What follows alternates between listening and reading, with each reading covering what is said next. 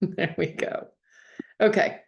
Um, okay, so I do want to start by with a land acknowledgement. And here in Fort Collins, we are on this land is unceded territory and traditional ancestral homelands of the Arapaho, Cheyenne, and Ute nations and peoples.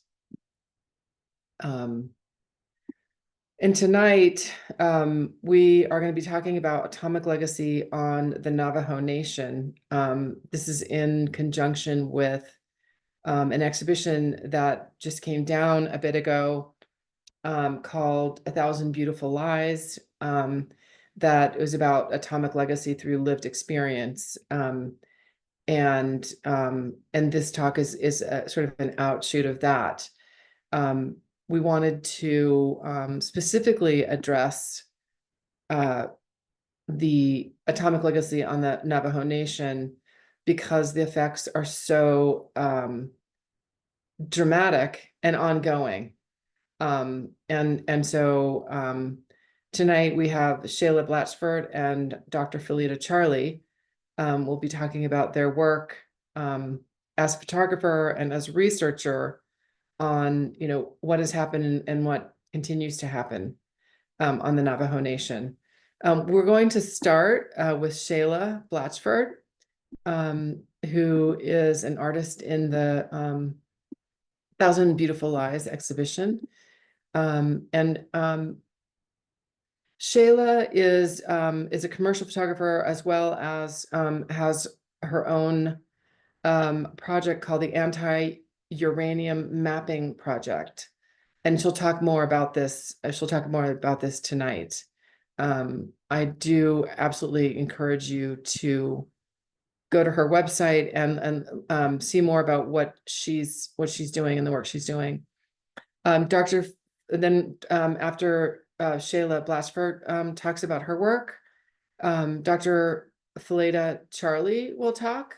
She completed a PhD in pathology at Colorado State University, and she's currently working on an interdisciplinary team studying the health and environmental effects of uranium mining on the Navajo Nation. And that is a project funded by the CSU One Health Institute. So Shayla, if you would like to start by talking about your work, that would be wonderful. All right. Hello. The screen's being funny. Hold on, give me a second. Okay. All right. So you can hear me, yes? Yep. Okay. So again, my name is Shayla Blatchford, and I'm based in Santa Fe, New Mexico. And I just wanted to quickly start off with a semi-brief intro to who I am and how I got into this work. It all kind of begins and goes back to the Indian Relocation Act. And my mother was born on the Navajo Nation in Fort Defiance and was adopted as a baby, like around a year and a half. And her adoptive parents was a Navajo man and a Choctaw woman. And her father was working for the BIA, the adoptive father. And at that time, they were offering them jobs to either move to like Denver or California, Los Angeles specifically. And that's where they ended up going. And that's how I ended up growing up in Southern California. And early on, they let my mother know that she was adopted, and she had kind of spent a lot of her early adulthood doing genealogy, trying to track down her family. And around when I was 8 years old, her sister found her first, and we were able to kind of go out to the Window Rock area, which is just like 40 minutes north of Gallup. If you're familiar with like where I-40 is on like the Arizona, New Mexico border. So it was the first time like I got to meet all of my family. And over the years, we continued to visit, and it lessened more so as I got older and started working. But up when I was around 26, I was living in LA and doing concert photography and was self-taught. and was doing my passion and exactly what I loved. And I was surfing and I was just having the best time. But I was like starting to think long term of like, I can't really do this forever. And do I really want to live amongst like this West Coast mindset where people just are constantly taking everything and not really asking where it comes from? So at that time, I started just trying to think outside the box and be like, what am I doing? Do I go to an art school? Like, where do I finally pursue photography professionally? And I started thinking, kind of like what everyone kind of comes back to when they ask these bigger questions, maybe at that age, like, what's the most important thing? And for me, it ended up being family. And since I didn't really know any other blood relatives besides my mother, I thought, why not look for an art school close to the Navajo reservation and see what happens. And so in 2011, I went to the Santa Fe University of Art and Design, studied photojournalism, documentary studies, and in my last year, took studio lighting, and that's how I kind of got into the more commercial work that I do today, which helps me pay my rent and other bills. Um, but right when I moved out here, I I didn't immediately want to just barge in on my family, because I was so used to going there and visiting with my mom. I had her to kind of like bring me in. And so it was just like phone calls and kind of just checking to see if they even wanted me to kind of visit. I just felt a little lost and just unsure of who I was, and I don't know. But over time, um or well, first let me back up. Um, there was this one moment where I was like, well, once I get my car running again and I can afford gas to get out there because it's 3 hours away, um, I'll just drive out there. And before I do that, I have to remember how to get there. So I was on Google Earth one evening and just retracing my steps and highways. Um, Growing up as a kid, my mother worked for the highway patrol in downtown LA as a dispatcher. So it was like very important for me to always know my directions. So this kind of like going through Google Earth to find my aunt's house was like very easy and familiar for me. So I found the exact roads and kind of cruised through this canyon and was able to find them. But as I was like panning in and out, I found this just like black blemish behind their house. And then I realized what it was, that it was a coal mine.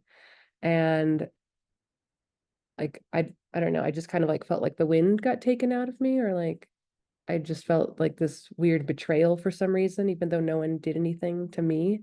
But it just felt like the memories that I had of where my family lived was not as like I thought it was. So this kind of propelled me to start doing more research on coal mining and how like just the health impacts of living near a coal mine, just out of curiosity if my family was in danger. And then it just going down that rabbit hole, I learned about uranium mining.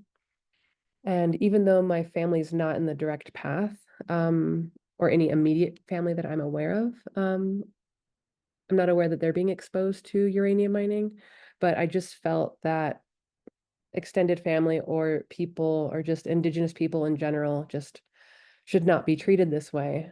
And so that kind of like lit this flame to start figuring out how I, as a photographer, can create something that's long lasting, that will live on beyond me, and can continue to tell these stories and not just be photos or a website or a book or a film documentary, but how do I make it this kind of like living, breathing thing? And so, as you'll see, um, the website that I'm about to show you, it's kind of like this very traditional website, of a click and scroll, and we go through the different pages, and I find that that works, but with the amount of information that I'm trying to share and how I want to blend different types of media to have more of an impact, um, I want something more immersive. So I'm currently in the process of trying to make a multimedia, interactive audiovisual storytelling website on uranium mining on the Navajo reservation. Um, I'm working on combining things like photography, arts, communications, which is like the counter mapping part, and new media. So if it's social media, or TikTok or whatever it may be, if it's VR, or augmented reality, um, that's what I'm looking into. So let's see. I'll open up the website, but you'll see it's um, like I said, you have everything you need kind of on the left side. You scroll, jump around. Um, but the focal point of where I'm at with this project right now, um, focuses on church rock. And a lot of my website has information where I've kind of pulled from other sources and cite them so people can kind of go down the rabbit hole as I did and start researching on their own. Um, but so the photos here, I believe there's 17, and then the photos that are in the exhibition, there are 5. And let's see. So the story that I'm trying to tell at this moment and this phase of the project, it starts with church rock. And that's where in 1979, there was the largest nuclear waste spill in the United States history, larger than 3 Mile Island, and 94 million gallons of toxic waste breached into the Puerco River, which goes along this back part, this road along the edge of all these communities, and you can see their houses. And as the road and the river continues down, about 17 more miles, there's the actual kind of village of Church Rock. And then north of this community is this is where they had the leaching ponds. And for a uranium site, there's usually several different locations for the whole process of it. It's not just at one location or facility. This is the leaching pond, so it's like uranium tailings, kind of maybe the parts that weren't the ore, or maybe the most. This is where I'm not the best at explaining all of this. So, Phillida, if you, I don't know, need to clarify anything, go for it. But these leaching ponds is where they separate the kind of like the remnants of the radioactive material that can be used by adding an acid and acid bicarbonate or something, and it just helps the evaporation process so that what is left is just the uranium tailings and not the liquid. And then they barrel it up and maybe store it somewhere, but usually not stored in a safe place.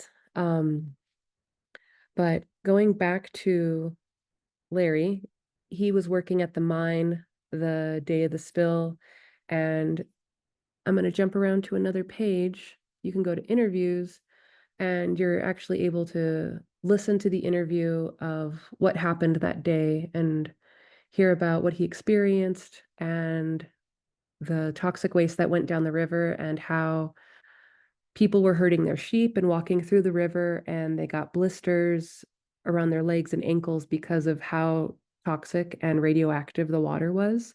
In addition, there's other interviews here from other people, activists, lawyers, scientists, and other community organizers. But going back to the exhibition, I believe in the exhibition, it includes Larry. This is looking outside his window, and this is the community where he lives. This is the leaching pond. And then this is just maybe 1 mile north of his community in Redwater Pond Road. There's a mound over here, and that's where I can't remember the exact size of it, but there's more uranium tailings that are under there, under like a gravel impoundment that is supposed to be safe, but it still leaks into the water source. And I think they recently had to pave all of it because it was getting windy and nothing was really secure or in place. They had I don't want to say anything that's incorrect, so maybe I'll stop there.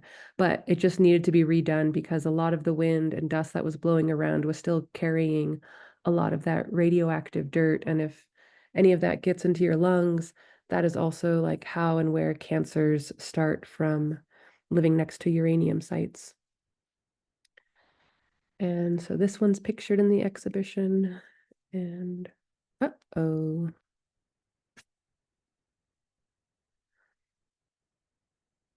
And then here's some of the younger community members. The young woman in the middle was speaking, and I'm not sure of her age, but she was mentioning how she just recently had learned about the health impacts of living next to this mine recently, and how upset she was that she didn't really know about any of this information earlier on.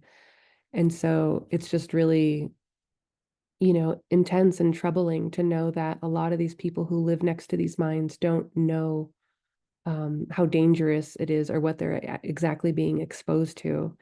And the EPA, I believe, is responsible for sharing this information, but are they actually doing a good enough job? Are they going door to door? Are they are they just posting signs at the fence lines? And is that really enough? Um, just lots of ongoing questions. And here's their community arbor where every year they hold this past year it was the 45th annual Church Rock Uranium Mill Spill commemoration. And they have community members coming up and kind of speaking, maybe either like the struggles that they're dealing with, or sometimes the EPA will come in and give updates. And in this photo, you can see they have a haulage route because they wanted to move that large mound of radioactive material to another site, but it's kind of in this just ongoing miscommunication, disagreements, misunderstandings of the maybe the severity of the radioactive material that's in that mound. So it all gets very confusing. And with like that level of confusion among them, I feel like again that's where I'm trying to come in with this project and with counter mapping, which is another part I'll show you in a minute. But it allows these people to kind of share their stories if it's written out on a map, or they can log into the website when I have this feature available and they can share this kind of story or testimony. And hopefully that kind of helps set these stories straight. Or if there's a misunderstanding, someone can go in and clarify, because I feel like it's this game of telephone that I witness even when I'm there, when because I don't identify with any one group, so I'm able to move around among a lot of these people, and I just hear conversations, and it just sounds really frustrating. And so I'm hoping that with this website, I can help add some clarity, or at least just like a community board for people to come together and be heard and help each other.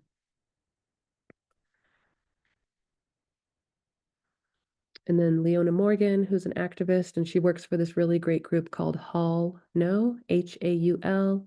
And I highly recommend looking into that group if you're interested in kind of following any of the up-to-date like events or protests going on regarding current uranium mining, because there is current uranium mining happening, and that's just south of the Grand Canyon. And she's teaching some students about how to use a Geiger counter, which is a tool that helps measure radioactive material. And these images aren't featured in the show, but these are just some of the other people that I've interviewed. That was Mariel Manassi, who's an environmental lawyer, Susan Gordon, who works for MACE, which is the Multicultural Alliance for a Safe Environment, and some of the EPA documents, and Chris Shuey, who's been doing epidemiological research and studies with the Redwater Pond Road community since day one, since that spill happened on July 16th, 1979. Um, yeah, so I mentioned uh, the counter mapping.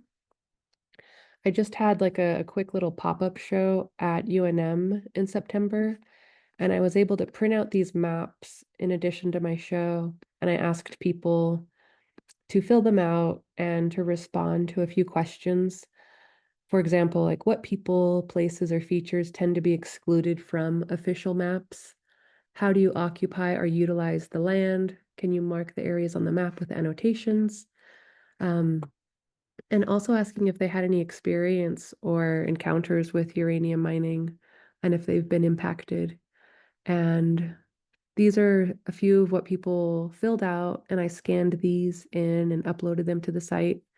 Um, I'm working on doing more of these in-person kind of workshops just so there's kind of more of a community engagement and nobody is left out, because I don't assume everyone has access to a computer or Wi-Fi, especially out on the Navajo Nation where Wi-Fi signals can be very limited. Um, but yeah, here we talk about someone who lived next to the Laguna Pueblo mine and some other people concerned about water contamination just above Albuquerque with a new ski resort. And you can go to the website and take a closer look at these if you want. Let's see. How am I on time? I think I got a few minutes. But so right now with the website, there's a narrative that I have on Church Rock. There's the counter maps. Um, I inform people kind of just about like the current locations of where uranium mining is happening. So like I mentioned, the Grand Canyon has Pinyon Plain Mine. So if you're unfamiliar with where all of this is, it's like in north central Arizona, just west of the Navajo Reservation. It is on Havasupai land. Grand Canyon is right there, just 9 miles north. And another great organization is the Grand Canyon Trust and Protect Grand Canyon. These two organizations are doing a lot to educate and put information out about how people can help and what petitions to sign. And again, all I'm trying to do is put all of this information in one place so you don't have to go fishing around for it like I did for several years to try and understand what exactly is happening, because it feels like a lot of the nuclear industrial complex fractures its information intentionally so we don't start to connect the dots of what's happening and how severe and dangerous uranium mining really is. And these photos were from a recent protest at the Pinyon Plain Mine. And usually I'll include some documents from the tribe in support of their requests or studies. And then if I can find something from the mining corporation or company, I'll usually try and include their information as well, just so people can like start to read about like the wording that they use and how vague it can be sometimes. And you'll start to understand like how, I don't know, how they've created these loopholes for themselves. So again, it's just a database with hopefully um not everything you need to know, but because I'm not saying that I can do it all, but hopefully just to get you or anyone, the average person, kind of started and doing their own research and trying to figure out how they can help and understand this, because as we move towards this push for nuclear power and nuclear weapons, I think it's really important for us to have more educated discussions about this, because a lot of articles that come out today and on social media, everyone's just kind of celebrating the ease of nuclear power and AI. And when we think about AI as well, we're not really even being asked for consent a lot of the time. It seems like it's just getting integrated to everything and it's a quick swipe and it's like, did I just say yes to something? Um, so I feel like we need to kind of like pump the brakes on what's happening and encourage corporations and other entities to do more research and understand the early stages of nuclear power and uranium mining and understand the impacts that it has on the people and especially Native communities. That's it. Thank you. That Thanks. was wonderful. And it's not just a website. That is a lot of work um and an amazing resource. So Thank yeah, you. I really encourage people to definitely spend their time on the website. Um and Dr. Phillida Charley, I saw you nodding your head quite a bit.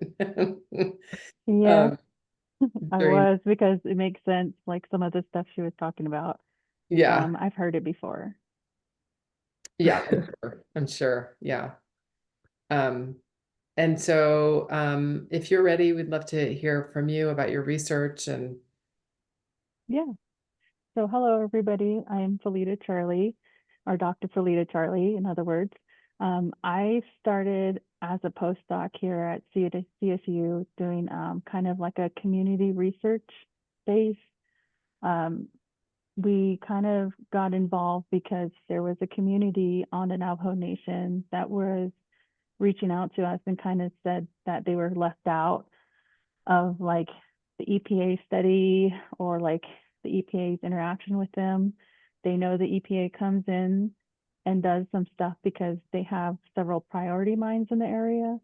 And priority mines are basically mine abandoned uranium mines that still give off radiation. So they're really wanting to know what's going on. They weren't sure. They just said the EPA comes in, like starts throwing grass at them, and they kind of don't know what to make of that. So I'm gonna share kind of a poster with everybody. So, and we were doing this earlier. You said we can zoom in on areas, but I'm not gonna mess with my technology.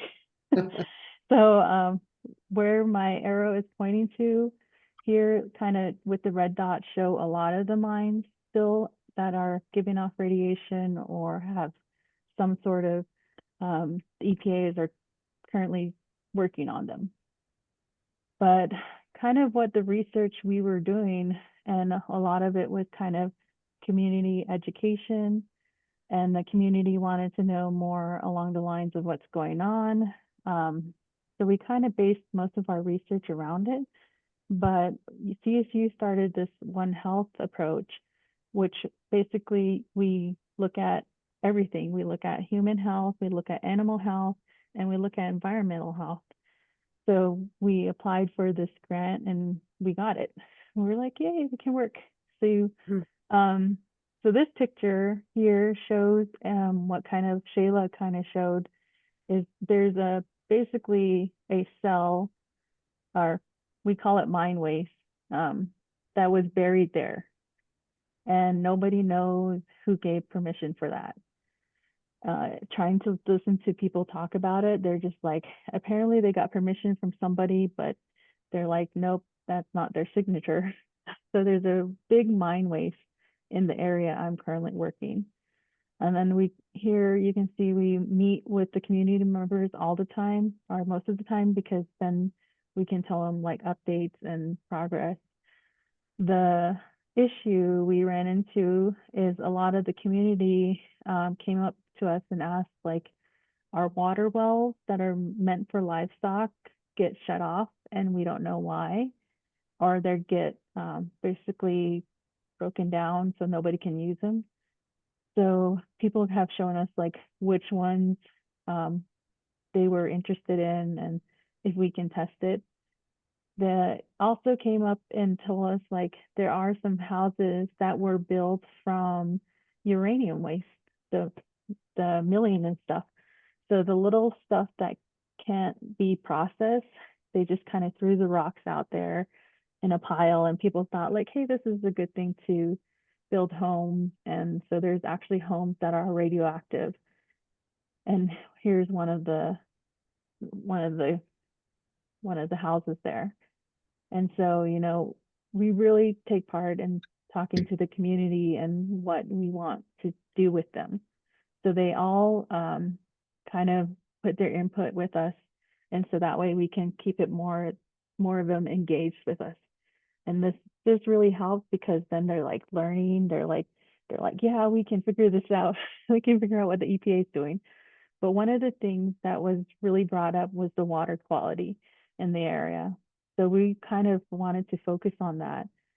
And with water quality, there's a lot of the livestock wells, they are within areas where these mines are. And so the mines during remediation will actually get filled in and stuff, but there's still what the community calls are the burrow holes in the mine, which are basically the air pockets. So they kind of go up like a pipe.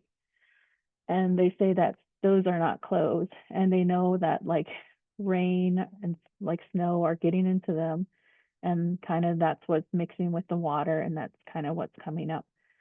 So we decided to kind of focus on this. And one of the things we did was we wanted to test animal hair. Well, we focused on two elements. We focused on uranium. We also focused on arsenic, because in that area, arsenic is high too. So they were wanting both of them done. And so what we did was we took water, we analyzed the water, we analyzed hair if we were able to get it from the animals. And then we basically put a filter on a water well is what we did. And we then again afterwards tested it, and we actually can see a decrease in arsenic and also uranium. So this was very interesting. The only issue we kind of run into kind of right now is that some of the community members do not hold their animals long enough, because it's basically an income for them. So they sell their animals. So we're trying to get at least one community member to not basically not sell their animals, so we can kind of follow them. But like the person where this that mainly uses the water well we put the filter in, he kind of just sells his goats like wholesale. Like he goes, oh yeah, I sold them all. And we're like, what? We're trying to follow them.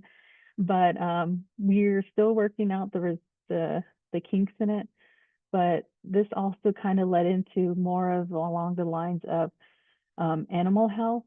So we are also focusing on trying to see if these livestock actually get more sick, or if we can detect certain viruses within them. So that one is currently started this year. And so our results are kind of still being processed. But when you work with a community, it's a long-term community. It's not just like, I'm going to be here for like a year and go. You want to, it's kind of, you're in there for what I call life. But this kind of is like also branching out, because not only now do we have one lab working on this, we have several labs. And we were excited because this is kind of taking like a multi-disciplinary approach, and then trying to fit it all together. And the community is really forward for this. So this is just, so the area I kind of focus in is like this north western part of the reservation, near the Four Corners region. But you can kind of zoom in if you want to on our, so this is one of the first posters that kind of came out of the project. And I'll take any questions if anybody has any questions. Thank you. That was wonderful. Are there any questions?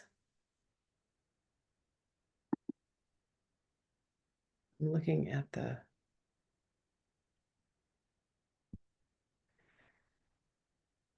Shayla, do you have any questions? Yeah. Yeah, please. Always. Um, yeah, I feel like a big struggle, or just what I hear a lot from communities too, is that like, or what is your opinion, or how do you feel when some of these communities as well are like, oh, we have like another scientist or researcher or a photographer coming in. They're doing these studies, you're taking them to your school, but how do we, get to work with it, or how do we have access to it? And do you think that's possible, or are you doing that, or what are your thoughts and feelings around those experiences? So with our data stuff, we give it to the community. So like Mhm. any of the results, we give it to them. We kind of write it out in layman's terms of like, this is kind of what's going on. This is what we consider. And then like at the meeting updates, and we also try to hit the chapter meetings because then the officials are there, and then the officials really get involved if they're like, whoa. Um, Mhm. so like this area where we work in the Sweetwater community, they actually know who like two of us really well. So they're like, oh, I saw you, I like, haven't seen you, or between trips. But Mhm. we try to make it where they have at least somebody recognizable before we bring in somebody else, or if we're going to bring in somebody else, we introduce them. We bring them to a community event, and then we tell them we're going to bring them in, and they're going and why we're bringing them in. We're just not like they're here to do something. We explain why, because that gives them a really good like confidence in us, and that way they know that we're actively learning and helping them too. Mhm. And then what is your end goal, or like what do you hope that the impact of like this specific research project is, or like whose eyes do you want it to meet, or like how do you see it? So I wanted to meet like everybody because a good thing to know is like word of mouth really helps, because Mhm. with one community person, they're like, oh, I attended this meeting and I learned this. Um, and then they tell like their family, and then it kind of trickles down, like other family tell other family. And they're like, yeah, I know they told me about this. And so I came to see what's here. And one thing that really stood out to me is that there was one community member who was telling us like he didn't know a lot with the uranium stuff, and he really like with us explaining some of this stuff, because like EPA just throws out graphs, and then I kind of explain what some of those graphs are and how to kind of, he goes, I kind of finally like I can realize what they're talking about. So like when the EPA comes, then they can like ask like more questions, and like really so this one we're trying to, with this community, we're trying to not only like make something happen like with the water quality, is we're trying to like get people involved so they can be actively involved, because like a lot of this when I first started I didn't know. I mean, I'm from Shiprock, New Mexico, and I didn't know there was a milling place just there that's currently covered with a bunch of rocks. um I didn't find that out until I was doing this research. So, and it's like when I talked to my parents too about this, my mom was telling me like her dad was actually working in one of the uranium mines, but traditionally he was buried traditionally where you don't know where he's buried, so she couldn't get that money. So it's kind of like, okay, I'm learning this, but it helps, people learn it and help them like figure out like, okay, so this is not something like that house that's radioactive is still there.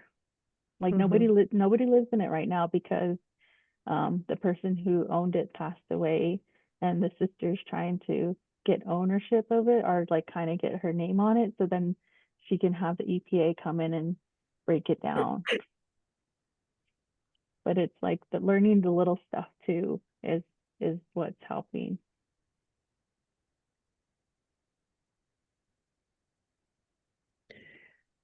Susan Goldstein had a question, and she's asking, is there crossover related to the water use and hair samples between the animals and their owners? Could human hair testing reveal more for your project since the animals were sold? So that's kind of an issue.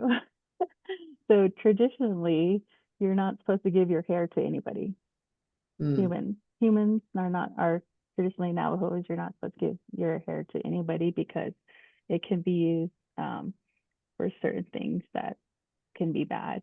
So we were trying to avoid that, but it sounds like when I talked to the person, Gilbert John, he was able to talk to people in Columbia University to come in and to handle that kind of bigger thing.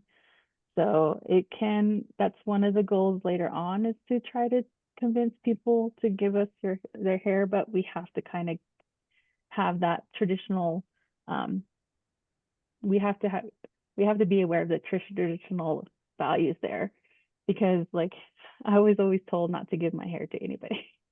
So I was like, okay, I'm going to give it to this research. What's going to happen with it afterwards? Are you going to destroy it? So we're trying to work out the finer details with that. Thank you.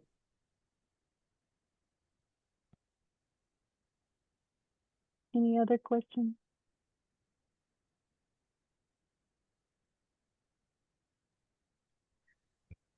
I mean, I can keep asking. That's a question. Yeah, Shayla, please. Now I'm trying to remember which question I was going to ask. Some of the struggles that I'm kind of running into with my research, or just as I get deeper kind of like into communities and more personal stories, and just with my education of like photojournalism and the ethics of photography, and just trying to be sensitive to cultures and people and reputation and their livelihood. And like,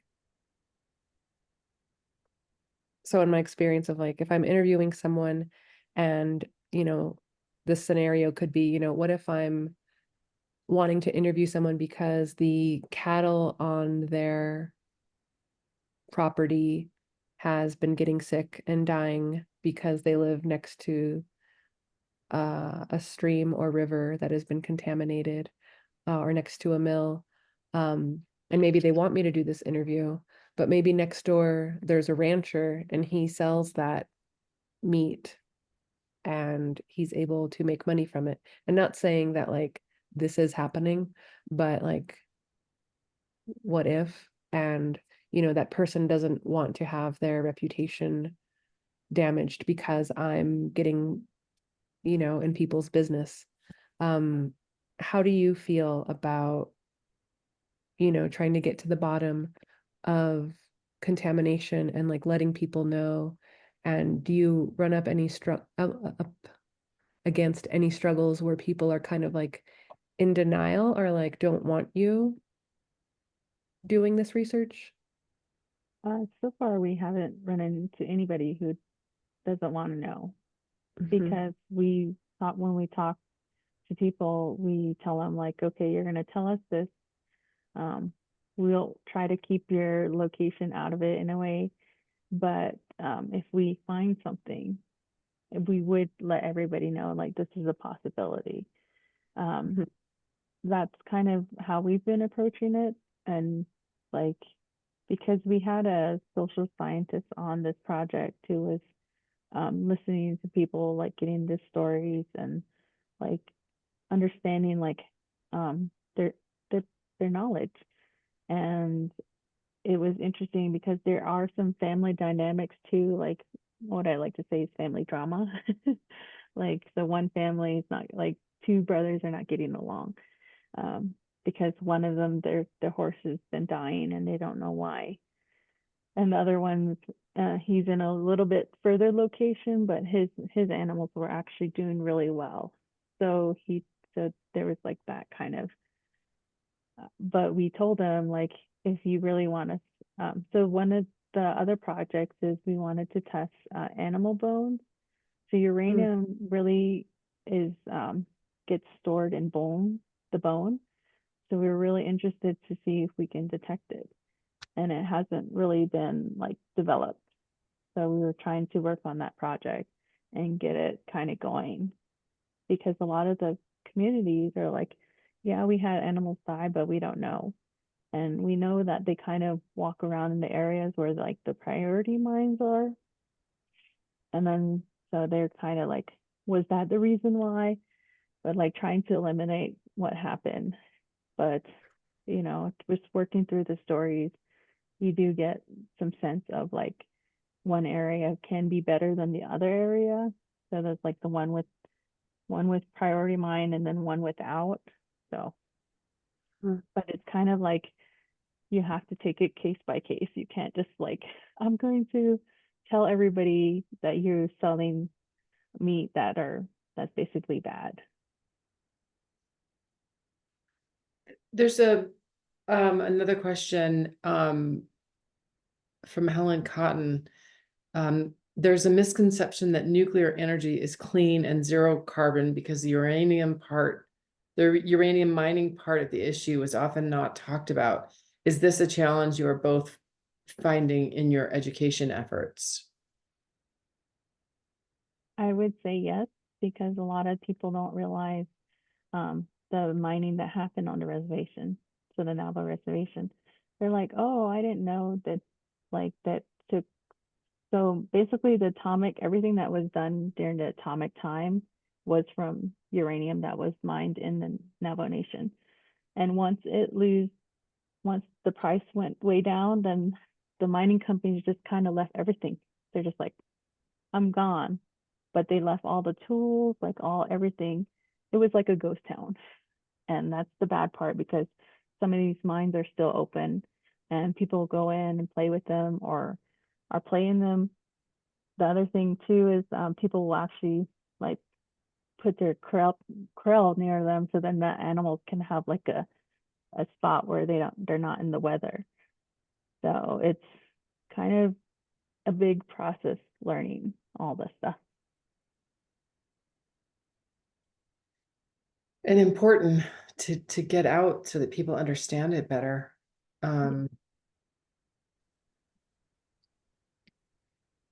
Let's see.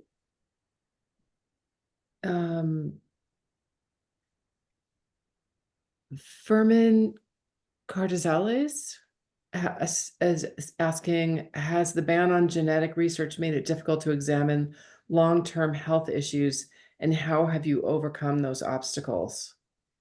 Yes. So we're trying to stay away from genetics right now. So there is a committee on the Navajo Nation that's currently working to like put in guidelines for people who want to do genetic research, because they don't want it to be used improperly. But that's still like, I mean, that's still like something very new. And we're trying to go around the human health right now, because you kind of like, way we kind of like to say it is, you are what you eat. So if you eat something bad, you're putting something bad in you. It's kind of what we're going off of, that whole teaching. So right now we don't have genetic research as our option, but hopefully in the future we do. Yeah, I maybe other people, I don't know about this ban on genetic research. Maybe other people are in my same position. You want me to give you a little background on that? I would love it. Okay. Thank you. So the genetic research for indigenous tribes, the ban became apparent because I don't remember the university, but one university came in and told one of the tribes, that they were going to do genetic research and they were going to do it for diabetes. And the tribe said, okay, it's going to be for diabetes. But there was a tribe member enrolled at the university And what happened was they went and used the data from the diabetes study to look at like schizophrenia, and then like some other like mental health diseases. And so that one member who was at the university was like, the tribe didn't okay this. And so that's kind of how the ban came about, is like, so you had the data, but they just kind of like let somebody else use the data without getting permission from the tribe. Right. Okay. Thank you for explaining that. Yeah. Which is a whole, yeah, this whole thing about what people are doing with data, right? Yep. Now. Yep. Is, It's and I'm not sure that, Stefan, if you want to unmute yourself, I'm not sure that I understand your point. Which question you're Oh, referring. you talk about the my comment about Yeah. yeah. I was just following up on the comment on the clean energy, carbon-free Mm, energy discussion that oftentimes does not, when you look at the holistic, sustainable, approach, like oftentimes nuclear energy is just praised as this um, new thing that solves all the CO2 problems.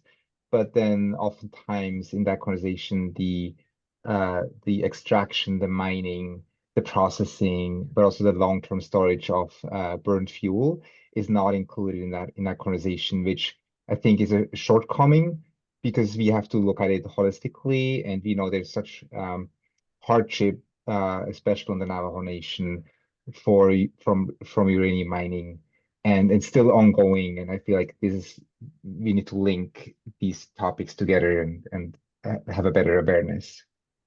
thank you. Yes, absolutely. Thank you. oh, And then Shayla, Catherine Ware, says, for Shayla, what role do the photographs you make play in the overall project and messaging alongside the data and mapping? And anyone who wants to unmute themselves and ask the next question is welcome to do that. I was also going to kind of go off that last question and Stefan's follow-up. And a lot of like my presentations that I've also been doing as well, like initially why I started doing presentations before anyone even asked me to come do a presentation anywhere. I was like, people just need to know about what I'm doing now sooner than later, like I was saying earlier, because like nuclear power is just getting more popular, but they don't know the whole other half of the story of like, yeah, the mining, the tailings, the disposal cells, all the abandoned mines, and have any of them ever properly been cleaned up? I don't think so. no, And no. so, A lot of them can't be cleaned up. They're just basically either covered up or they're moved to a spot where they can cover it up. yeah, and then it's like it needs to be maintained and monitored, and we don't even really know what's going on down, beneath in the water. And I feel like that's why with in situ leaching mining, that's supposedly going to be the way that's going to solve all of our problems with like uranium mining, when it's actually the worst because it's so much of it is going to be unmonitored because it's underground. Like there are ways to monitor it, but not efficiently. So anyway, yes, that is like a huge problem, and it's something that I'm trying to illuminate as much as possible because, how are these companies allowed to kind of like experiment and play with their ideas of nuclear power if they can't even clean up the problem? So it's, yeah. All right, Kate. Um, so with the photographs in conjunction and just me being a photographer, I feel just like as a visual storyteller, and let me go to my website. Um, I just feel like I'm a visual learner, and I let's see. Oh, wrong page. I feel like just imagery is just so much more impactful and giving us a sense of place and being able to orient ourselves, especially at an angle with like drone photography. A lot of aerial image or just maps are top down, and we have this more clinical, sterile experience of things in proximity to each other. So I feel like by bringing in aerial photography and, people and landscape, it and this for me, I think it subconsciously instills empathy. Um, we have a straight on ground level portrait of someone. There are some top down maps, but when we start to also get this other view of the landscape, I feel like it helps us understand a little more of what's going on. Um, so the mapping is a huge part for me, even though I haven't been able to incorporate anything that I've done personally. I'm I have a page here just called maps, and it's a lot of just maps that I'm inspired by and am hoping to combine. So here, this map I think is done by the Abandoned Uranium Mined Land Management Project. They're based right in the capital in Window Rock. So this is showing abandoned uranium mines, I believe. See, this is why I want to make a map, is because it's never clear if it's um a mine or a mill or a leaching pond, like what exactly are these locations? And I want to be able to show how close people live in proximity to these places. So there's this great website called, oops, clearing the map. And it shows like dropped pins of people kind of sharing their queer stories and experiences. And you can just hover over one, click one, and you can find someone's experience. And as you zoom out, you just see all of these stories. And so it even starts to bug out because it can't load everything. So I'm gonna close that. But that is kind of like inspiration for my map in the future, is just people being able to drop pins in proximity to some of these sites and just be able to start to generate their own testimonies and story and data. And let's see, I'm trying to think of like what other areas of photography that I have in here. But again, like just as a documentarian, just trying to connect the people and share stories and be the messenger and facilitator that I enjoy being. So I'm not going to focus just on Church Rock, but I want to focus on the different regions and just priority locations, which are over here on the left column, operating uranium mines, so Pinyon Plain Mine, and then operating uranium mills. So these are my two other points of interest right now, because the Pinyon Plain Mine is owned by this Canadian-based company called Energy Fuels, and they also own the processing mill, which is in Blanding, Utah, which is just, I think, 4 or 5 miles north of the Ute tribe. And you can see just right where it is in relation to the Four Corners area. And then I have some articles that Hall No has posted to inform people about what's going on there. And this map here shows how uranium was recently like illegally hauled through the Navajo reservation, starting right here. The whole length of it, I think, is about 300 miles en route. So the Navajo Nation had a ban on uranium mining or transportation, and I think it was in July or August, Energy Fuels was caught transporting truckloads of uranium to the processing mill, and they escaped the police and made it through state lines without being stopped.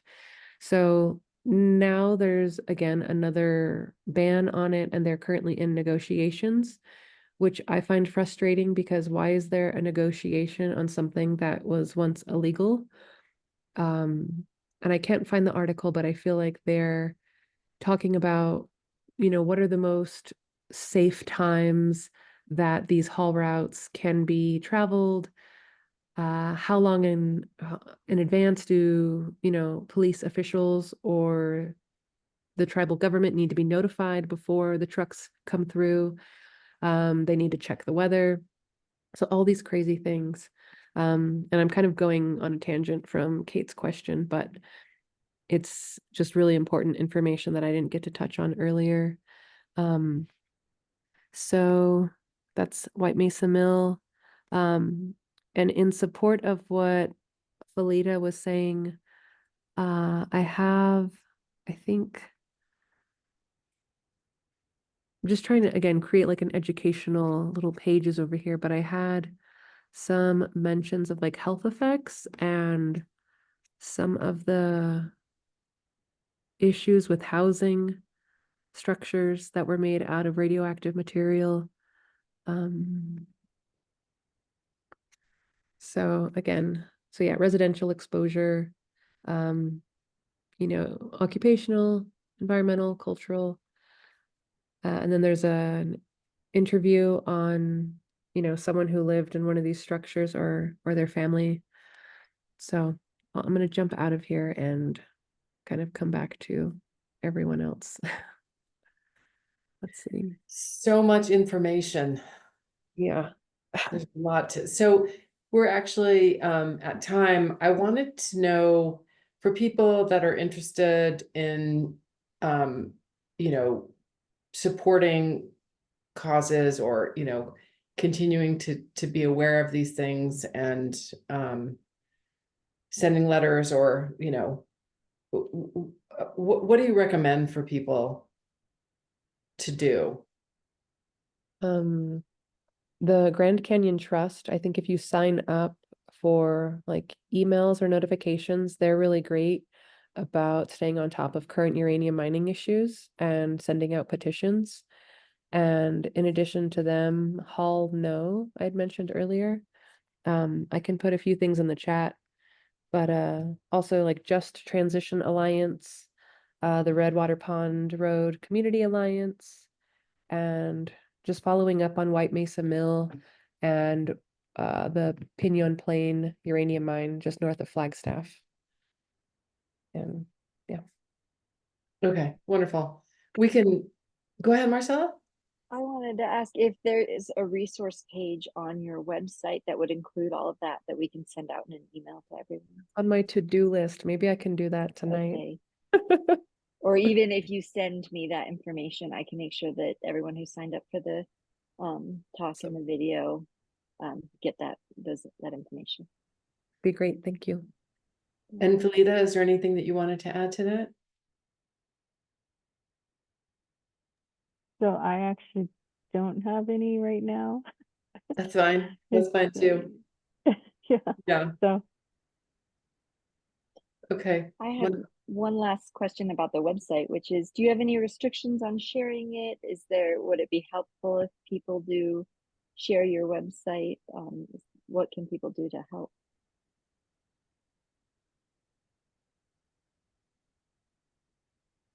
you're on mute. Shayla. Oh yeah, you're mute. Yeah, I think just kind of first of all, just getting more familiar with the current issues and educating themselves. But yeah, signing up for some of these petitions, sending donations to some of these organizations that are doing marches or walks, and it just supports them with like food and water, and lodging for some of these people who travel from sometimes Japan to attend some of these protests. So Wonderful. Thank you. Mhm. Thank you so much. This has been amazing. I wish there was like a long-term workshop that I could attend and just learn more. just because I just feel like it's so vital for people to understand what's gone before, what's happened before, and what continues to happen, so that we don't continue to make these great miscarriage of, I can't think of the right term, but like it's like a miscarriage of not justice, but yeah, we continue to do these things that harm people and pretend like we're not doing these things that harm people. And yeah, so it's I hope as many people as possible will pay attention to this, so we don't continue this. But thank you both for your work and your dedication, and for agreeing to do this talk tonight. I'm really grateful. All right, well, thank you, everyone, and we'll see you later. Good night, all.